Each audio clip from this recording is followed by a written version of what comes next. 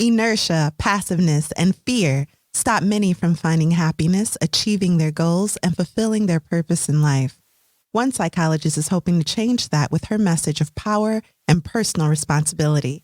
Her name is Susan Jeffers. The book is Feel the Fear and Do It Anyway. And you're listening to Lit Society. Let's get lit.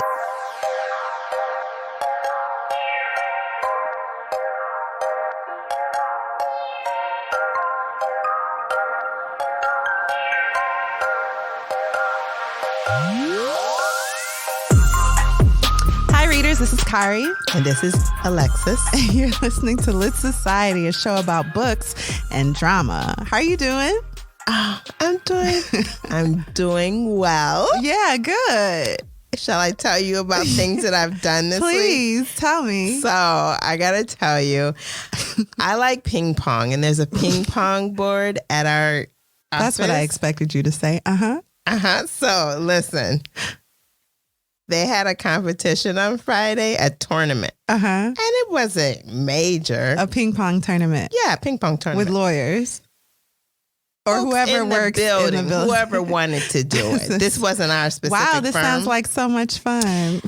I love ping pong, let me assure you. Okay. So I got to get into a rousing game with one of the new people. Now I played ping pong on a table. I just kind of hit it back and forth with this guy, and that helps me. But this time I got to play with somebody that was really hitting it good. To me. Yeah, there was a good volley going. Was so excited. No, I always have a good volley. Oh, okay. But this one was energetic. He was making me work for it, and I was making him work for it. It was so fabulous. And I got to say, while I do not think I'm competitive. Oh, it brought out the I will tell you are not competitive. I've seen you in action not being competitive. Thank you. So I wish I'd have saw this. That. Yeah. But some people think that I am competitive.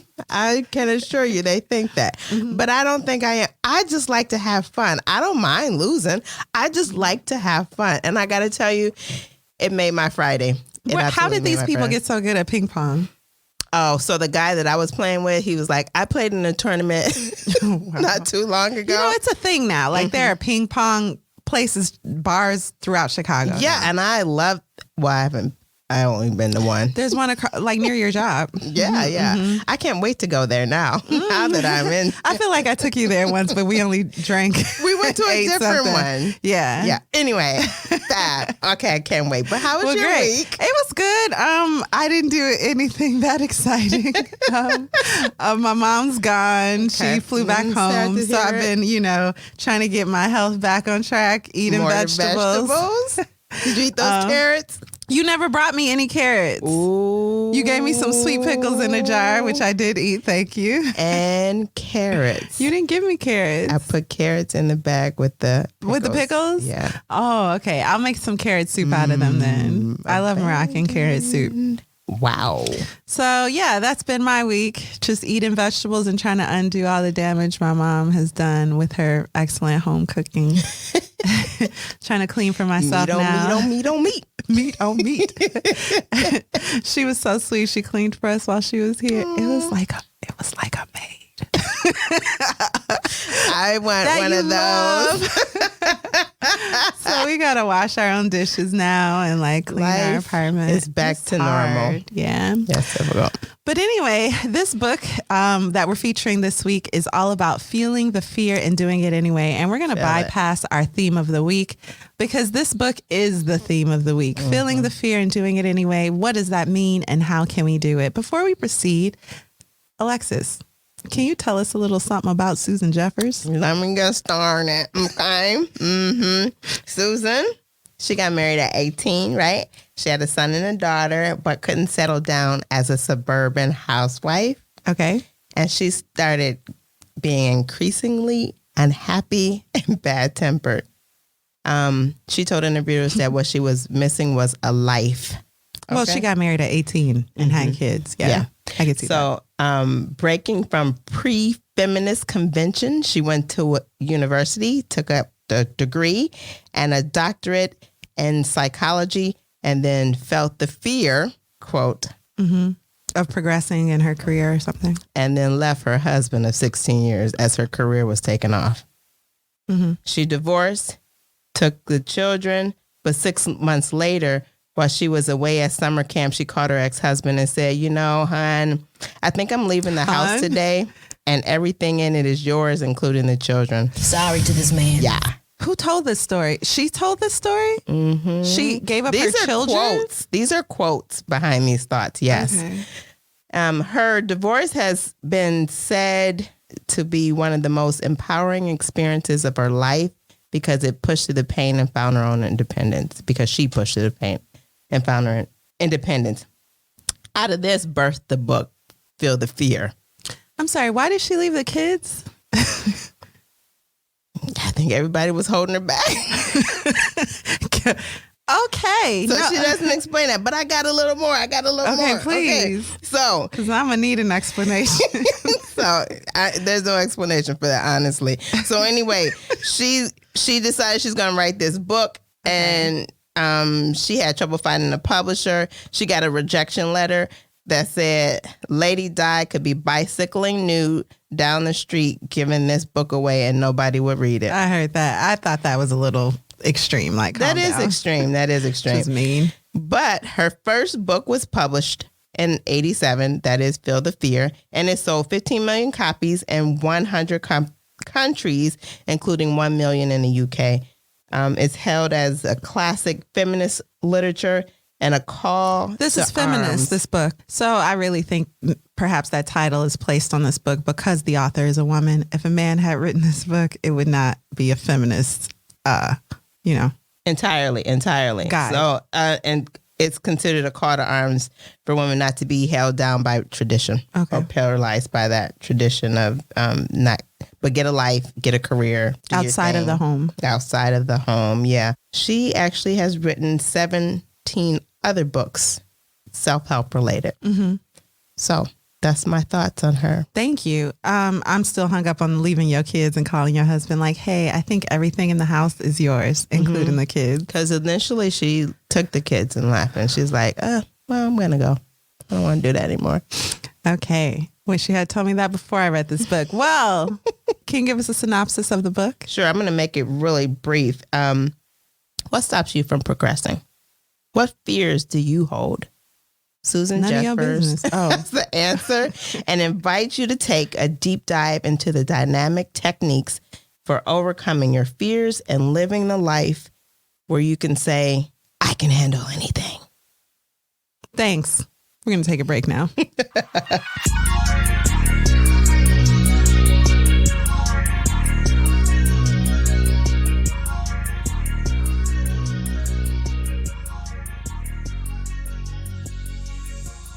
So let's take a deep dive into this self-help book by Susan Jeffers, Feel the Fear and Do It Anyway. Can you tell us about it? Okay, sure. I like self-help books. I just want to start by saying that I usually pick ones that focus on goals and, personal achievement and whatnot, achieving your goals. But this one, fears, let's focus on it. And I'll take it from the top because she starts with the fact that there are 3 levels of fears. The first level is broken up into 2 types, though fears that happen and those that require. Sorry, my cat sneezed. Those that require action. Fears that happen are things like aging, becoming disabled, children leaving home. Those requiring action are making decisions, changing a career, losing weight, and ending a relationship. Mm-hmm. So the next level of fear is relating to your inner state of mind. So how you respond to the fear. And so that involves your ego. Rejection. So if I'm responding to aging, I may reject that and act out in some way, right? Mm-hmm. If my concern is losing weight, then I may be afraid of the success of what that looks like, how my life would change. That's real. Being vulnerable and then helplessness. The next level of fears is really a description. And it says, at the bottom of every one of our fears is simply the fear that you can't handle whatever life may bring. So you have to decide that whatever happens to you, given any situation, you can handle it. Yeah. And so I like that part for sure. I do too. So then she identified 5 truths about fear. 1, that fear will never go away. 2, the only way to get rid of fear is to go out and do it. 3, the only way to feel better about yourself is to go out and do it. So what? That felt really redundant. So the first one is that we'll always face fears, basically. Right. And the second is to get rid of those individual fears, we must act despite them as they come at us. Yes. And then what's number 3? This is similar. Okay. And in order to feel better about yourself, you're going to have to go out and do it. Okay. And as you build up this bank of fears you've overcome, you'll feel better about yourself overall. Yeah, accomplishments make you feel that way. That makes sense. And then everyone experiences fear in unfamiliar territory, and pushing through fear is better than feeling helpless. So if everyone feels fear when approaching something new in life, still so many people are out here winning. Are out there and there's no problem. They don't have a problem with it. Or no, despite fear. Everyone feels fear, but still there are successful people in the world. So how's it happening? It's because it relates to how we hold fear. And some people hold it as a paralysis, and some people use it it's irrelevant, and they push past it and do whatever. Or they use it as motivation. So some hold fear from a position of power. That's choice, energy, action. Those are the people that use it to motivate them to success, right? Okay. And then some people hold it from a position of pain, where they're helpless, they're depressed, they're paralyzed with fear. Okay. And when we're talking about fear, we're not talking about phobias. I hope that should help a little bit. Although one of her anecdotes does involve someone with phobias. It does. But overall, that's not this. Gotcha. This is not the intent. Okay. So, and we've talked about power previously and how it can have negative connotations, or we know that people abuse power because power implies control over others. And again, it's misused. But she's referring to a power that's within self. And so over our perceptions of the world, the power of our reactions, our personal growth, how we create joy, power, and our satisfaction with life. It has nothing to do with anybody else but ourselves. This is not a book that's trying to show us how to exercise power or control of others. It's all about taking responsibility for yourself. Absolutely. Okay. And she reiterates that in the book, I think in many of her chapters, where she talks about taking responsibility. And I feel like I do that in a lot of things. Yeah, I think so. She makes a special note to women as she talks about it, because they have a conflict with femininity and power. Some women do, yes. Yeah. And then she suggests an antidote for that, and that is repeating 25 times in the morning, noon, and night the following. Okay, so as we review this book, we're going to play the notes we made as we applied Susan's advice throughout the week. And I'm going to start with powerfulness. So according to Susan, this means power over my perceptions of the world, power over how I react to situations in my life, power to do what is necessary for my own self-growth, power to create joy and satisfaction in my life, power to act, and power to love. She's told me that as a woman, if I have any inner conflict between power and femininity, then I should repeat 25 times a day these 3 sentences. 1, I am powerful and I am loved. 2, I am powerful and I am loving. 3, I am powerful and I love it. I ain't doing this. First of all, I don't have an inner conflict between femininity and power. I think femininity can be very powerful. So this part doesn't apply. But then also, I am someone who believes my strength comes from my God. So I'm weak, but I'm not vulnerable or stupid or inferior. And I accept my weakness without denying my worth. Well, I mean, this is a self-help book, so she can't talk about God. But yeah, I don't think we just have to rely on ourselves for our power. So that's that. I am powerful and I am loved. I am powerful and I am loving. I am powerful and I love it. I am powerful and I am loved. I am powerful. So, listen, I did it. Right. All right. I did it. And it's not because I feel like I have a problem with femininity. No, it's because you're a team player. I just wanted to. This was the first like activity, and I wanted to do it, so I did it. So how'd that make you feel? Powerful? I can't say that I felt powerful after it, but it was only the first time. So how long did it take you? It took like a whole 5 minutes. Yeah. And so I used that as a guide because it was hard to count and say it at the same time. Oh, yeah, I was really struggling. How do you know you're doing it 20? You need a little clicker. Yeah, so I was saying it and then click with my finger. And then when I thought I did 5, I was like, 5. Anyway, don't diminish my work. Okay. So she describes pain to power as a continuum. So she suggests making a chart and identifying where you fall on the chart. So I made one. So here's my chart. And I feel like I don't have a problem with pain. I feel like I'm at the power end of it. I'm very close at the power end of it. Each issue that you face in life, she believes you start on that left side, on the pain side, and gradually you move to that power side. So it's not about where you are in life. You feel though, yeah, because it's a daily thing. Yeah.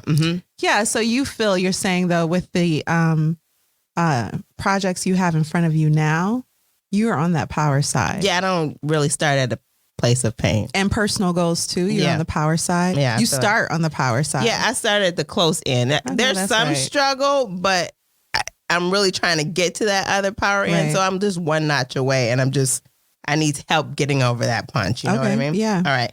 So another thing that she said is avoiding words such as I can't, I should. I love this. It's a problem. Life's a struggle. Instead, say things like, I won't, I could, it's an opportunity, life's an adventure. And then each night before you go to bed, plan your risk for the next day. And when she talks about risks, she's not talking about physically dangerous acts or infringing on the rights of others. Right. Maybe you are afraid of that big presentation that you have due tomorrow, or you have chosen to run instead of 4 miles, 5 miles, and you don't know if you can do it. Picture yourself accomplishing those goals the night before. So she says, plan it out for the next day. Close your eyes, practice doing it. And as you go through it, be aware that where you can find yourself hesitating, and then you can start to kind of make plans around that for future risk. And then push through hesitation when you can and recognize that moment when you do. The goal is to expand your comfort zone. One thing I want to repeat that she says in this chapter is, no one is more unloving than a person who can't own his or her own power. I thought that was an excellent statement. We've seen it played out in life where people try to get out of you what they should be giving themselves. Right. This validation. So such people spend their lives trying to pull it out of everyone else. Yes. So. What did you think about her comment where she said, your subconscious believes only what it hears, not what is true? She put a lot of weight into what we hear, even if it comes out of our own mouths. Now, there's a scripture about reading in an undertone, and that really means that we have to say some things out loud for it to penetrate our hearts. So I can't deny the value of listening. I mean, I know you hate audiobooks, but listen, apparently what we hear affects us profoundly. I do, even if we hear it out of our own mouths. And I mean, I it's like something that I want to say is tomfoolery, borrowing a statement from your mom. But I can't, because it's fact. It's fact, right? What we hear affects us greatly. Absolutely. Absolutely. Okay. So this next chapter, I really didn't dabble in it. And not that I'm really going chapter by chapter, but at the beginning of her chapter, she had these little quotes on them. And they're really cool. Like chapter 4 was, whether you want it or not, it's yours, and you're in control. You're in control. So did you have any thoughts on that? Oh boy, did I. Okay, so I'm in chapter 4, whether you want it or not, it's yours. And I am loving it. So a few of the points she makes are: to take responsibility means never blaming anyone else for anything I am being, doing, having, or feeling. It means not blaming even myself to a degree, not being overly critical of myself for poor choices or results. instead learning from them and taking control. It also means being aware of where and when I am not taking responsibility so that I can change. And then taking responsibility means silencing that voice in my head that's negative. So the focus of this chapter is taking responsibility. And I love that because I don't want to be a victim. I want to make sure I am taking responsibility for the choices I make and the results of those choices. My favorite chapter was the Pollyanna chapter. Okay, cool. And it was about positivity. And, so she gave 6 steps to be more positive, and it starts with a daily routine. So here's the routine. She gave a beginner's intensive for positive thinking. And she said, when you wake up, turn on your audio machine. Whoa, what year was this book written? What is an audio machine? I feel very strongly that this is a period piece. From a period piece.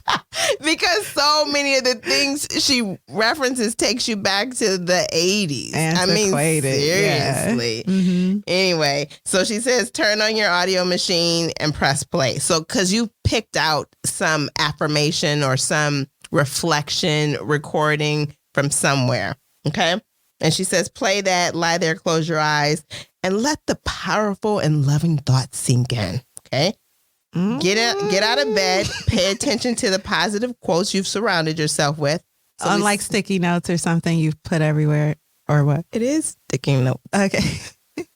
So you've written positive statements and stuck them to your bedroom mirror, your television, your bathroom medicine cabinet. All of that. Yeah. I did all of that. This is actually something I hear often, a pretty widely accepted strategy for positive thinking. Mm-hmm, mm-hmm. And I'm so, with it. as you get out of bed, play some music, as you dress, play some music that makes your heart sing.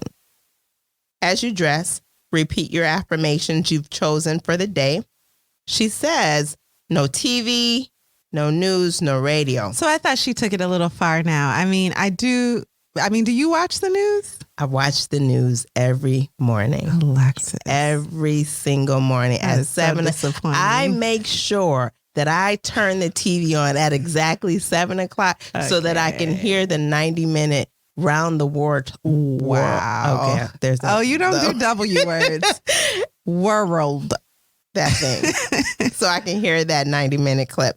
And so, that was really difficult. But don't you find me. the news to be very negative, sensationalized, I feel like unuseful? I feel like I'm not current if I don't listen. But you the can news. always read the news. Now, Susan says don't even read the paper, but I do feel like she went too far in that. You do have to know what's going on in the world and where mankind is, headed.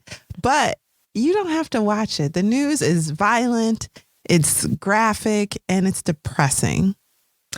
That's how they make their money. You can read it. In like the Skim, the newsletter I know you and I both subscribe to, It gives you world news on one page in your email box every day. I love that. I take 5 minutes to read it and I'm about my business.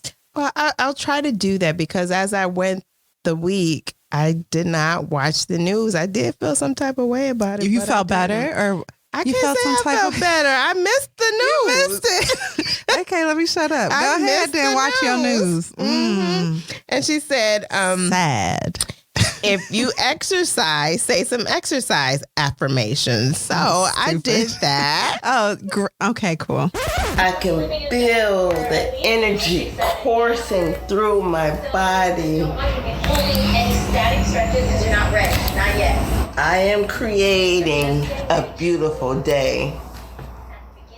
I can feel the energy. Okay, so this is you doing your exercises in the morning and repeating your positive affirmations while doing so. I had to repeat them. And I didn't feel the energy, but I did say it. You didn't feel like it was improving your mood?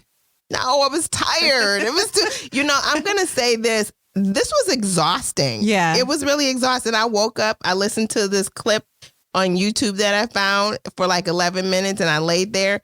And it was making me tired. So I would fall back to sleep. And then I would get up. Oh, yeah. I'm not waking early to hear somebody say something positive to me. Oh, that sounds crazy. I would rather dream about it. I was supposed to begin my day early and, just kind of get started. But I was so exhausted after doing that. I had to take a nap before I could get up and get dressed. Oh, there's too much positivity. I'm exhausted. I'm going to bed. It was the worst. But anyway. I played some original songs in the morning, something positive. I did that too. And that was great. Really, I have to say, music touches me in a way nothing else does.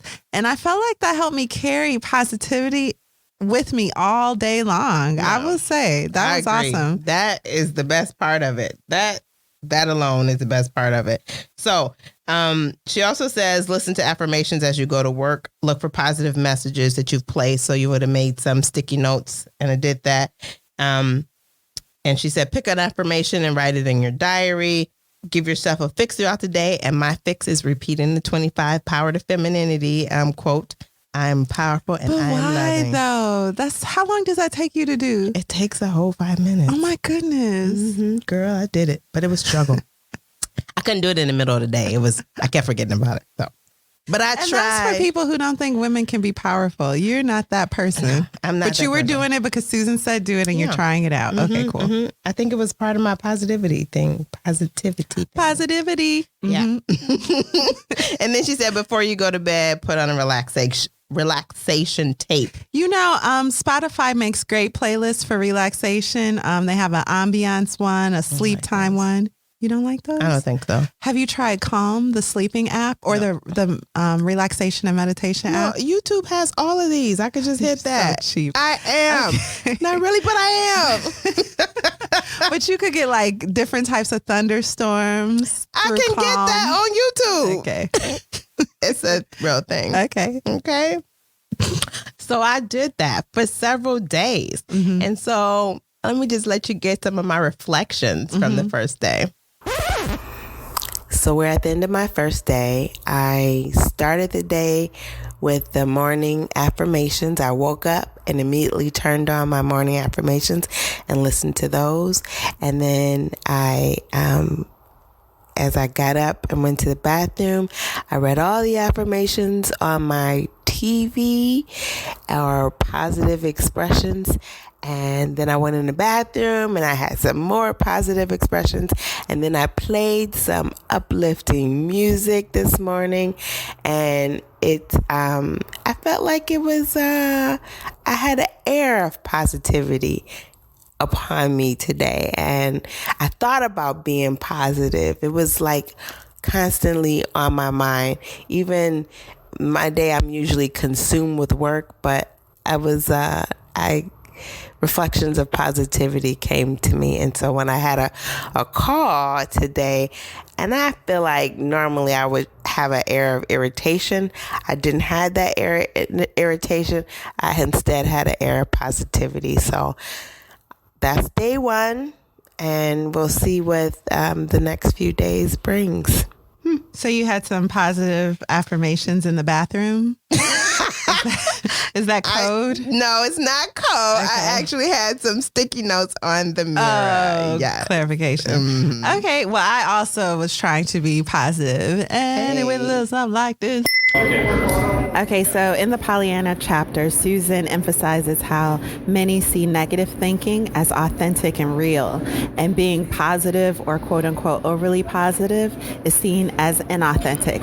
So in a work environment, I made an effort to change a negative conversation into a positive one. And it was rebuffed because, first of all, I just came out and was like, hey, you guys, let's stop being negative and start being positive. That's not how you do it. And second of all, someone told me, to Susan's point, we're not being negative, we're just being real. So it's easy to think that negativity is equated with authenticity. It is not. So my goal now is to be positive, but not to rebuke someone for being negative. Instead, acknowledge their feelings and authentically or naturally steer negative conversations into positive ones. We'll see how it goes. So I was dismissing the feelings of others, and I don't want people to dismiss how I feel about things, right? No. you don't Everyone want that. wants their feelings validated because all of our feelings are valid. So what I'm going to do on a continuous basis is still try to be positive and be an agent for positivity and Yes. unification wherever I am. Yeah. But acknowledge people's feelings and organically divert the conversation to one that is positive. But don't be like, hey, y'all, shut up. Let's be positive. Don't nobody want to hear that. Nobody. And then you just look wants like to a hear jerk. that. Mm-hmm. So, yeah. Well, that's good. I'm glad you had that experience and enjoyed that positivity section. So as the first day ended, again, I felt positive. The next day, I did the same thing, but it went a little different. So just a little check-in. I'm at work. I'm wrapping up the day. And I... Maybe because I didn't say my afternoon positivity, but I don't know if the positivity thing is working for me. I think I might quit already. Okay, bye. So that was day 2. I just didn't feel the same. I did my morning stuff. I didn't do the midday one I said, but still I was left feeling like, I'm ready to hurt somebody and say mean And you were things. repeating these affirmations. And it was just making you angry. Serenity now. Yes. Don't explode. It was rough. It was rough. But I did not give up, even though I said I was. I pushed forward to try to make the next day better. So so you did the same process. And she mentions that. She said it's not going to work for you every day. Don't be too hard on yourself. Just keep trying. Yeah. So on my final day, I did the affirmations. I started the day out with everything. I read my sticky notes, breathe in, breathe out. This is going to be a beautiful day. And I got to say, that was like the best day ever. Oh, cool. I was participating in my volunteer work and I just felt like so accomplished that day. And just everything about it, my experiences that day were just really positive. So I really... Just to clarify, why do you think that day went so well for you? Because I had a week's worth of positive aspirations under my belt. Okay, because you've been repeating to yourself and hearing your own self say these positive statements, you think you ended the week on a positive note. I think so. But you also were taking action. You said you were volunteering, so you made sure to do something that mattered to you. Yep. And you put that first. Yep, I did. So, I mean, like, did Can you it really be? need the affirmations? I think you still do. Okay. I think that's still important. Even when you're volunteering, you still need to go in with a positive attitude. Oof. And your outlook about things needs to be bright. And so I had a cheerful because you can be doing an action that's positive with a bad attitude. Absolutely. You're right. So yeah. you absolutely need some extra to boost. And I felt like this helped. So again, I took the positivity part the most out of this book. I loved it. And I won't keep the whole thing, like the power and femininity thing. That word. Femininity. Yeah. I won't keep doing it. It's not worth it. You don't feel like women are unpowerful. No, and it takes too long. I was rolling my eyes by the 15th time I said it. I was am powerful or whatever. Exactly. So I was like, well, why did I say I was going to do this? And so I'm over that. Yeah. But anyway, I did find some gems in here and I just, I will definitely keep that. Did you have any thoughts about it? Yeah, so I do feel like with Susan Jeffers' help, and more importantly, with my commitment to this book and to you and to this podcast, I tried to hop all in or dive all in on this, and I've started running again. Okay, so I am taking responsibility for my health. I've been really tired lately, and not making sure I eat right and exercise regularly. I was about to run out of time. Today it's Saturday, but I am running at night and enjoying it. So I'm gonna get 4 miles in today and 4 miles in tomorrow. Yay me! Okay, so I just got home from running 3.89 miles, and I feel powerful, to use a word that Susan uses pretty often. I feel invigorated. I'm going to run a bath, make a cocktail, study, read, and go to bed. And I feel like I deserve to. It's a good feeling. Yeah. Thanks, Susan. So I felt like I was more conscious of my need to take responsibility for who I am. And that's always good. Yeah, that is good. Mm-hmm. I like that. So I'm glad you took that piece of it. There were just a few more things that she mentioned, and she talked about the whole life grid. For some people, I liked that point. Right. Mm-hmm. The idea that some people make one thing their whole life when it should be many one thing that things. might involve someone else. So if that person Yes. decides no longer to be participating in, whether it's kids move out of their home or Yes. couples break up, what do you have after that relationship is over? Nothing. And her visual of it was just great. You got relationship in a box, and then when that relationship is gone, that box is empty. You have nothing. And people really live their lives that way. For sure. So I really thought that was helpful.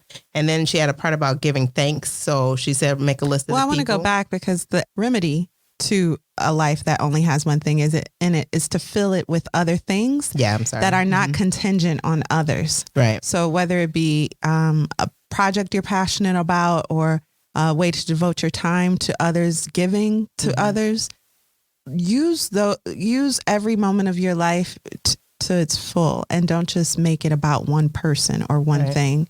And then if that relationship ends or your children move out, you still have a very full life. Right. It's just one piece that can easily be filled in with something else. She has it put into a box of 9 squares. Right. And so it looks very different than an empty box. Right. Because there's no relationship. So I really like that. And then the other piece that I like was the idea of giving thanks, making a list of people presently in your life and significant ones from your past, and then list each one of them and how they've contributed to your life in a special way. And I if did there that. was, you did, even if there was pain or you disliked them intensely, list their contributions to your life. And in the end, you can visualize a conversation with them and kind of move past that, or you could send them a letter or have a phone call with them. And in her case, she called her ex-husband, had lunch with him, and told him, we didn't work out, but these are the ways that you made me happy in my life. And I thank you for that. Yeah. She really reiterated the point to say thank you to people. And I made a list of people I admire. And these are not people that I've made an effort to be around, not all of them. So I'm going to make more of an effort to fill my life with the people who are reaching the goals I want to reach, or whose presence in my life is positive. She did talk about briefly negative people, or how people see you doing better. And letting them go. And I don't necessarily agree with that. I think in all of our relationships, one person needs the relationship more than the other.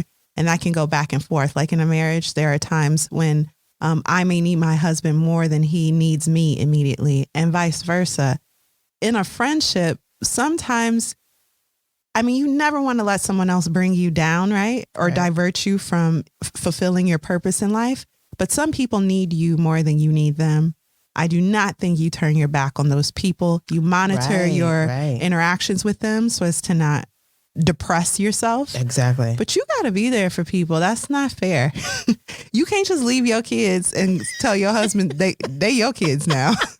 You can't do that. It's not right. Well, so that was that was very interesting, insightful. So I think we should take a break. Okay, yeah, great.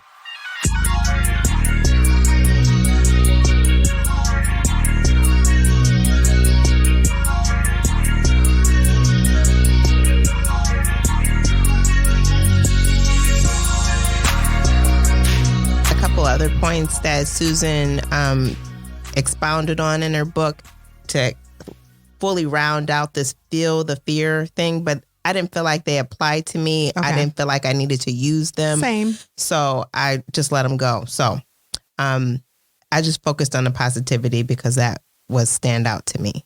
Now, what are your final thoughts on the book, and would you recommend it? So I went back and forth with this question. Would I recommend this book?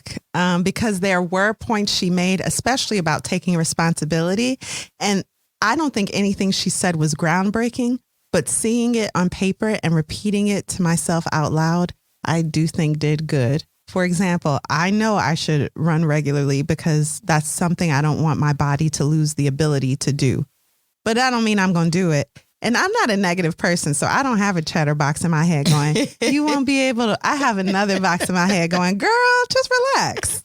You deserve it. What I need is not a book that helps me to be more positive. I needed something that tells me to stop being so positive and be more realistic. I think that's where I fall on that scale. The focus was about getting over fears. I'm an extremely unfearful person. I don't have very many fears, and I think I could benefit from a couple. Okay. So Jeffers emphasizes at the end this listening to the direction of our higher selves. And she really preaches this gospel of the higher self being a spiritual part of each individual that appeals to a higher conscience she feels we all possess. And this higher self is the authority by which all of her advice is justified.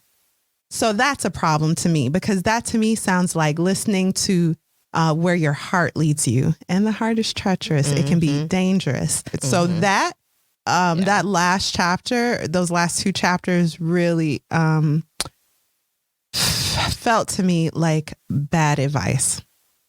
So for that reason, and because her advice kind of is contingent on that, that's a huge caveat to me, this listen to your higher self.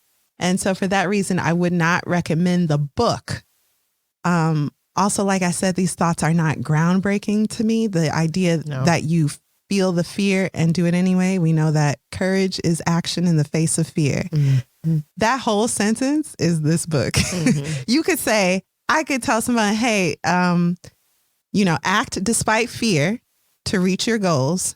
And 2, don't let negative thinking distract you from your goals. And that's the book. I feel like I'll save you about 300 pages. But so that's me. I would say I would not recommend this. But what did you think? It's amazing. One day we're going to disagree. We always agree. Yeah. I went back and forth about this. I did. I really did. I was like, well, maybe because I really like this part. And I was like, well, I mean, they can get that in another book, an even smaller book. And it's just. This could have been a pamphlet. Exactly. And I was like, no, I don't think I would recommend it because there's so many aspects of the book that I didn't take. So if you go to a buffet and you only eat the shrimp, this wasn't a good buffet. Not enough. I paid too much. Yeah. Did you feel sorry for Susan? In some ways, yes. I felt really sorry for her. But then I also went back to, this is a period piece. She is talking to a group of women, a generation of people. But I don't think my mom felt as helpless as she seemed to. No. At this time in her life. I think she's talking to a certain group of people from a certain period of time. Yeah. And we don't know those people. I don't. And so it would have been helpful to them. So I wouldn't recommend it to anybody I know. Okay, sis, I agree. One other point I want to make, talking about moms and people that are in your life, especially in your childhood. This book made me really thankful for people that you and I look to as grandparents who showed us love and direction in our youth. They made us feel like no matter what happened, and I'm including our parents in this, no matter what happened in our lives, we had a foundation to go back to. So we can make mistakes. Susan feels like there are no wrong mistakes. There are wrong mistakes, you guys. I mean, that's what a mistake is. It's a wrong choice. But it is always okay to make a wrong choice when you learn from it and take responsibility, which she does say, and I agree with, but there are wrong choices. Those do exist. But I was really grateful for the people in our lives who never made us feel helpless. She wrote this book as someone who felt helpless at a time in her life for other people who felt helpless. And that made me sad. Yeah, that especially was sad. I was like, what was she going through in this generation of people, because I really do But believe people who feel helpless they should have nothing to be ashamed about. I don't want to sound like... That's not what we're doing. Yeah, that's not the intention behind saying this. Yeah. Because I'm sure there's people today that can benefit from this book. I mean, it sold 15 million copies. But we just don't know them. Sorry. Not sorry. Okay, so that was this episode of the Lit Society podcast. I must say I enjoyed it. It was a little shorter, but not by that much. We have a problem having short. Will appreciate it. Yeah.